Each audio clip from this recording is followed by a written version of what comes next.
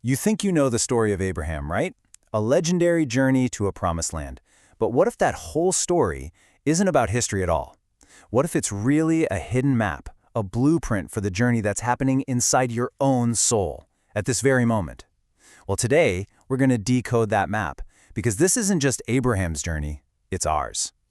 Everything, and I mean everything we're about to dive into, it all comes back to this one single cryptic line from the Zohar, and it's a total game changer. It basically recodes the entire story. It says, flat out, these are not just people from the past, they are symbols for cosmic forces living inside of you. Abraham, that's the divine spark. Sarah, she's the vessel that holds it. And Lot, well, Lot is the serpent. This one sentence changes everything, and it's where our real journey begins. So here's our roadmap for today. We're going to glance at the story we all know, and then we're going to decode our inner cast of characters. We'll have to confront that clinging shadow, Lot, and understand the divine operating system that runs the whole show. Then we'll uncover the real alchemical meaning of forging a soul, and finally, we'll bring this ancient map right into our lives today. Okay, so on the surface level, what the sages call the pashat, the simple meaning. The story is beautiful, powerful, and pretty familiar. A man named Abram gets a call from God telling him to leave everything, his home, his family, his whole identity, and go on a journey to some unknown land. It's really the ultimate story of faith. But what if that's just the outer shell? The mystics really push us to ask a pretty radical question. What if this whole external historical story is actually a super precise, detailed allegory for an internal process? A psychological spiritual journey that isn't just about some guy named Abraham thousands of years ago, but is happening inside you and inside me right now. This isn't history class. It's a living blueprint for consciousness itself. All right, let's get to the good stuff. The sod, the secret level of the text. This is where we stop seeing historical figures on a page and we start seeing the fundamental forces that make up our own inner world. These characters, they're the building blocks of you. Okay, so let's look at the two main players here. On the left, you've got Abraham. The mystics tell us he represents the neshama, our higher soul. Think of it like a divine spark, this tiny perfect seed of pure consciousness. And then on the right, you have Sarah.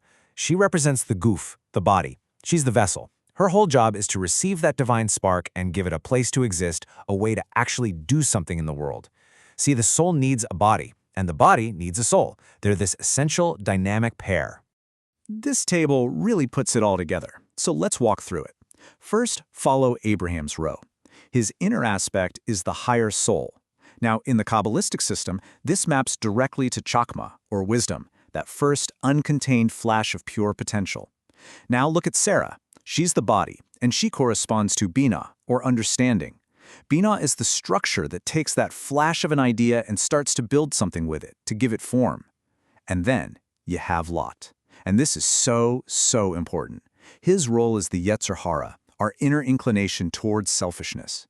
You'll notice he's not part of the divine structure. He's from what's called the other side, and his entire function is to be that clinging shadow. So let's zoom in on this third character, because honestly, he's absolutely crucial to understanding any of this. Lot isn't just a nephew who decided to tag along for the ride. No, in this mystical dimension, he represents a force that is completely, inextricably bound to us from the very moment our soul enters a body. He is the ever-present opponent, right inside our own nature. So what exactly is this Yetzer Hara? Well, it gets translated as the evil inclination, but that's a little misleading. It's not some devil with horns and a pitchfork. It's way more intimate than that. It's an internal force. You know, the Bible says, and Lot went with him, and the Zohar points to that phrase and says, see, that's the key. This force is inseparable from us. It's the part of us that's drawn only to the physical world, to self-gratification, the voice inside that's always screaming me first. It's the gravity of our physicality. It's the primordial serpent inside. I really want you to visualize this for a second. Picture your soul, your inner Abraham, as this brilliant, radiant point of light. And imagine your body, your inner Sarah, as this magnificent crystalline vessel, perfectly designed to hold and express that light. But clinging to the lower parts of that vessel, coiling around its base, is this shadowy, serpent-like presence. That is Lot.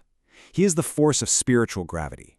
So while your soul is always trying to ascend, to reach up, Lot is constantly pulling down, tangling that pure light in the dense, sticky desires of the material world. Okay, so if those are the characters in our inner drama, how does their universe actually work? What are the rules? The Zohar isn't just throwing around cool poetry here.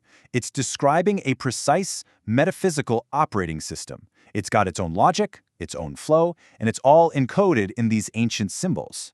This flow, this is how anything gets created, both out there in the cosmos and right here inside of us. So let's walk through it. Step 1. It all starts in Chokmah, wisdom. That's Abraham, the pure, unmanifested seed of an idea. Step 2. That seed has to enter Bina, understanding. That's Sarah, the womb, or the palace that takes the idea and gives it structure. Step 3. Consciousness integrates that idea into our heart, our being. And finally, step 4. It comes all the way down into Malkut, our physical reality, where that divine thought finally becomes a tangible action in the world. It's the whole journey, from spark to action. And of course, the numbers here are part of the code. The letter Yud, which is Abraham's symbol, has a numerical value of 10. Now why 10? Because it's like a single, dimensionless point that contains the entire blueprint for everything else. All 10 Sephirot, the whole divine system of creation. It's pure, unadulterated potential, all compressed into one tiny seed. That's the power of our higher soul. And then you have Sarah, the letter He, which has a value of 5. Now, if 10 is the total potential, you can think of 5 as the vessel that gives it shape. It provides the boundaries, the dimensions, the structure, so that the infinite spark of the 10 can actually become something defined in reality. You absolutely need both for anything to exist. The spark needs the container. We can even see this inner struggle in terms of color. The soul's pure light, Abraham, is white, representing pure kindness. The fire, the heat, the struggle of our inner Lot is red, representing severity, judgment. Our whole job is to take those two opposing forces and balance them to create green, the color of harmony, of beauty. Before we do this work, our state is often black, a state where the divine light is totally hidden. The entire journey is about transforming that red and black into green and white. And all of this brings us to the absolute core of our journey, the very purpose of this whole inner drama. And it's hidden in a phrase in the biblical text that sounds pretty simple, but it actually describes the great alchemical work that Abraham and Sarah are performing. What is it they are actually doing in Haran? Here it is. The verse says that Abraham took his wife, his nephew, his stuff, and the souls that they had made in Haran. Now, the simple interpretation is that they were out there converting people, right? Makes sense. But the Zohar looks at this and says, no, that's not the secret. This isn't about making other people's souls. It's about making your own. This is the great secret. The souls they made refers to what's called the Nefesh HaBehemit, the raw, primal, animalistic life force that exists within every one of us. This is the energy that is naturally tangled up with Lutz, with our self-centered drive. It's the source of our base desires, our passions, our raw survival instincts. The great alchemical work, the real journey, is for Abraham, the higher soul, and Sarah, the body, to work together to grab hold of this raw, chaotic energy and refine it, elevate it, and transform it. They don't destroy their desires, they sanctify them. I know this is a pretty deep concept, so let's try to frame it with a couple of modern analogies to make it more concrete. First up, for anyone who plays video games, I want you to think of your life as one massive internal role-playing game. So in this game, your player character is your body. Now you also have a divine companion, your neshama, which is the unified force of Abraham and Sarah. It's like this ever-present NPC that's always with you, giving you quests like perform a kind act and giving you power-ups. But here's the catch. You also have an attached shadow, your inner Lot, and he is permanently debuffing you. He's draining your stamina, creating obstacles, making everything harder. So what's the point of the game? The core mechanic is to take the dark energy that Lot generates, your anger, your jealousy, your ego, and use the quests from your neshama to convert that raw energy into light points or sacred acts. You don't kill the shadow, you use its energy to level up your soul. Okay, maybe you're not a gamer. That's cool. Let's try a different analogy. Think of yourself as a complex piece of cosmic engineering, a biological computer running a divine operating system. In this tech model, your core kernel is neshama.dll. That's Abraham. It's the divine, perfect, unchangeable seed code. The user layer, the API, is bina interface.h. That's Sarah. It shapes the kernel's raw power into usable functions, and the main application running all this is guf.exe, your body. The problem is a rogue subroutine shipped with the system, yetzirhara.dll. That's Lot. It's a malicious process that's constantly hijacking system resources for its own selfish purposes. Now, your job isn't to delete this file. You can't. It's part of the system. The real spiritual work is a slow, painstaking process of refactoring. You have to go into that rogue code, function by function, and rewrite its purpose from selfish to selfless, turning what looks like a bug into an essential feature. So, after exploring these huge cosmic ideas and these really intricate systems, it is time to bring this journey all the way back. Right here, to this moment. It's time to ground this ancient map in the reality of your actual daily life. Because if there is one thing to take away from all of this, it's this. The journey of Abraham out of Haran is not a historical event collecting dust in a book. It is the real-time story of your consciousness. Your neshama, your inner Abraham, is calling you right now to leave the familiar comforts of your ego. Your body, your inner Sarah, is the vehicle for that journey. And your shadow, your inner Lot, is always with you, constantly presenting the very challenges that are the raw material for your transformation.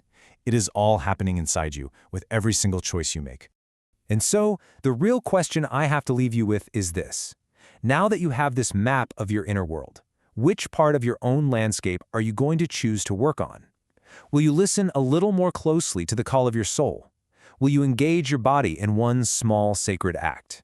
Or will you consciously face the pull of your inner Lot and just try to refine one selfish desire into something a little more holy? The journey is yours. Thank you for joining us for this complete journey through the Pardes. We hope these ancient truths help you and your family improve your own dimensions this week. If you enjoyed this full chapter deep dive, please like, subscribe, and share which part of the journey touched your soul in the comments. We'll see you in the next chapter.